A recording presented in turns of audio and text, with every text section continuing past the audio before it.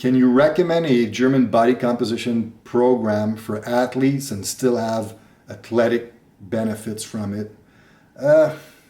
You could in certain cases, but to be honest, generally speaking, I don't think it's a very good training methods for most athlete. The instances where I don't see a problem using it would be if you have an athlete that comes into his off-season training overweight, so like significantly above his body fat target for whatever his sport is or position is. Then you could argue that spending the first phase or so doing GBC might be beneficial for performance purposes because extra body fat for that athlete may become a hindrance to his performance. So let's say you have a NFL wide receiver and he comes in and for some reason he comes in at like 17% body fat. Well, then you know that his speed will be significantly affected by that. So by dropping his body fat down to maybe 10% or 9% body fat, just that would significantly improve his potential to generate speed. So by default, it could be a method that you're using to improve performance, but you still cannot afford to spend too much time there because at the end of the day, it's still a training method that's more in the metabolic end of the equation. And the closer you get to the season, no matter what, you need the training to become more neural dominant so that the proper fibers are stimulated for the expression of power for your sport. So to me, it has limiting value, but it can be used in certain circumstances. So how do I structure in-season training for athletes? So for most team sports, what I like to do most, because their competitive season is long, because they have multiple games throughout the week, I like to have 2 sessions a week only. Because my goal here really in season is to maintain the acquisitions that they had during the off season. So I like full body sessions. I like one session that's a little bit more on the hypertrophy end of thing. And the other session is more on the neural, so power or strength end of the continuum. So this allows you to maintain hypertrophy, which by default will help you maintain strength.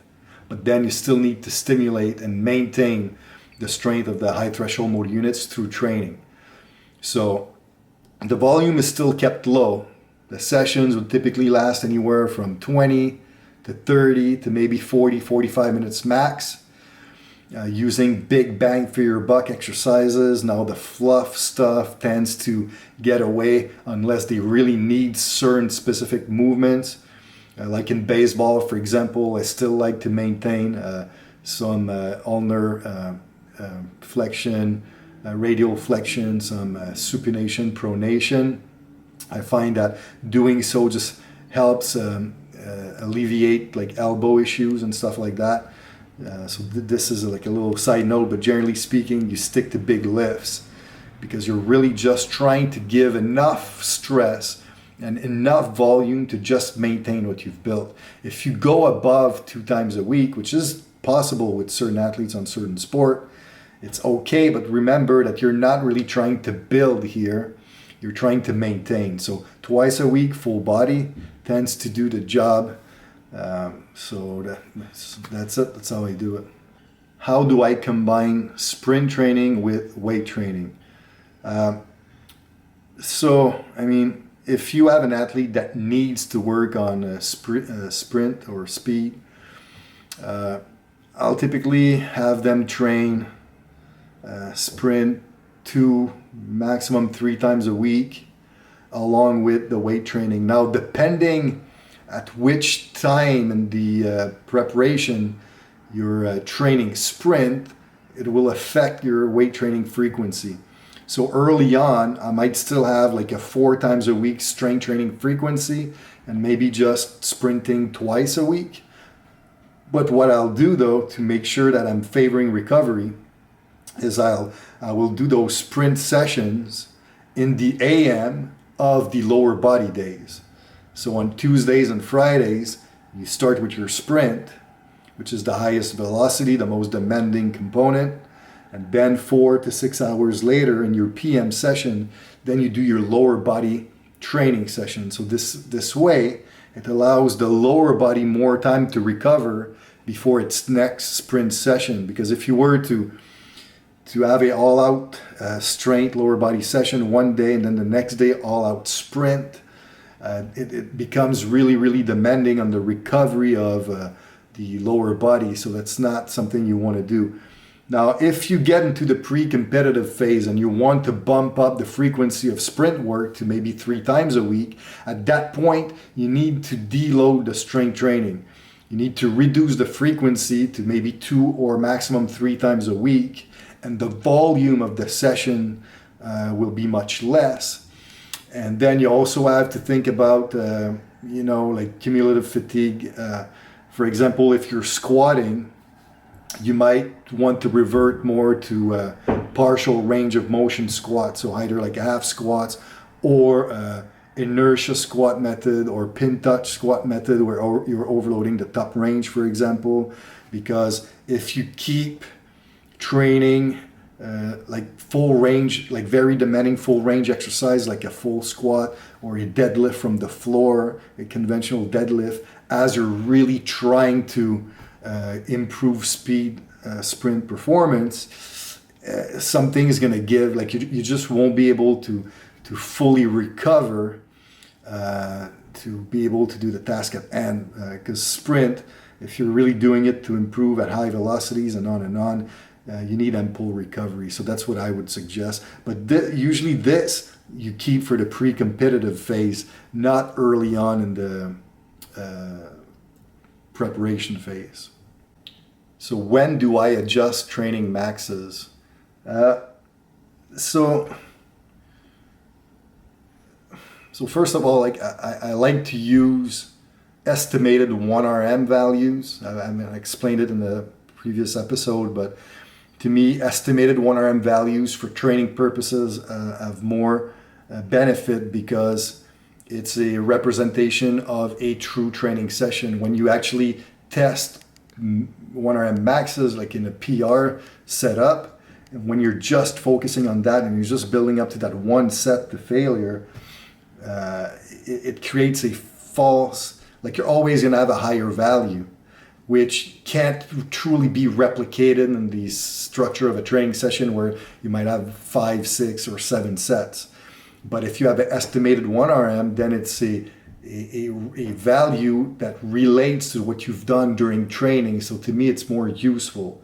So generally speaking, after every macro cycle, I always reassess and reevaluate the new estimated 1RM to set up the structure of my next macro in terms of what are becoming the limiting lifts here. But in terms of training, the reality is I use the software where it auto-populates, if you want, estimated 1RM after every session. So if you're working, let's say you're working in a speed strength method and you're using a percentage of 1RM as a load value, that percentage will auto-adjust for each session because it's taking a the new estimated 1RM value every time to calculate the percentage. So, so that's how I deal with it. So obviously this is the software doing the equation for me. So it's not like I need to pull out the numbers every session, but I do it consistently like that for training purposes. And then for programming purposes, I just really pull the information out every 12 weeks. But this is not as more for load selection as it is more to see in terms of strength ratios, what is now the limiting lifts for upper body or lower body, which helps me guide the training for the next macro cycle. So if using a supra-maximal eccentric method in the intensification one of a macro cycle, what do I use in accumulation 2, so the following phase? For those of you who've done our online periodization course, you'll notice that it really depends ultimately to what the goal of the macro cycle is. But generally speaking, for advanced clients, for advanced athletes, I like to follow a phase where we're working on eccentric with a phase where we're focusing on speed strength. So any speed strength exercise, like from starting strength to explosive strength to reactive strength, can do the work. It's just a question of figuring out which is the limiting factor of the athlete and train that limiting factor, which can be any one of the three types of strength from speed strength components. But that's what I like to do, because eccentric contractions they are very slow. The nature of it is slow. So I like to counter a slow phase with a more dynamic phase to kind of re-engage the velocity or the speed component to training by stimulating the nervous system to get back to fast lift. So that's usually the setup that I like with the advanced trainings. Is there a set range that I use for my primary, assistance, and remedial exercises? So the A, the B, and the C series? Yes. So I mean, for those of you who've done our online program design course, the guidelines are quite precise here. Generally speaking, the A series with the primary exercises, I like to use anywhere from 4 to 6 sets. Obviously, there's always exceptions. There will be times where you're doing 3 sets.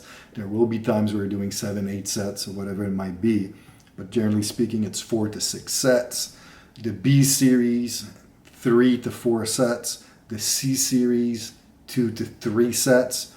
So if you're using these guidelines, for most people, you're going to hit the nail in terms of volume, training session duration. So that works really well. So what is one exercise that you've added to your arsenal in the past 10 years that you find makes a great difference on the performance of your athletes? I mean, there's a few that I've added, but to me, I guess the one that I find has had the most impact, that was very beneficial, is the Z press. So like Zadrunas Savickas, the strongman, the multiple time champion strongman, has this exercise where he swears that it was one of the main lift that built his Herculean strength and overhead press. It's where you're sitting on the ground, so you sit on the floor with your legs like a little bit wide open, and then with dumbbells or barbells, doesn't really matter, you just do an overhead press. And what he says is, because you're sitting first, you can't cheat, right? You can't use the momentum of your lower body. And also it really, really engages the abdominal wall, so like the core muscles, lower back, abs, and everything, to stabilize your torso in space, which is often a disregarded but a huge limiting factor of standing overhead pressing strength.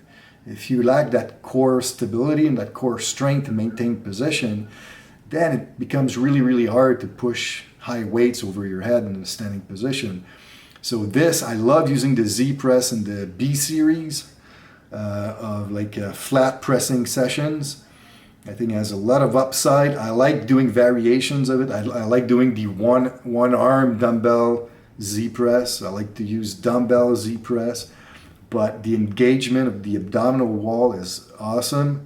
For those of you who have never tried it, give it a shot for a phase.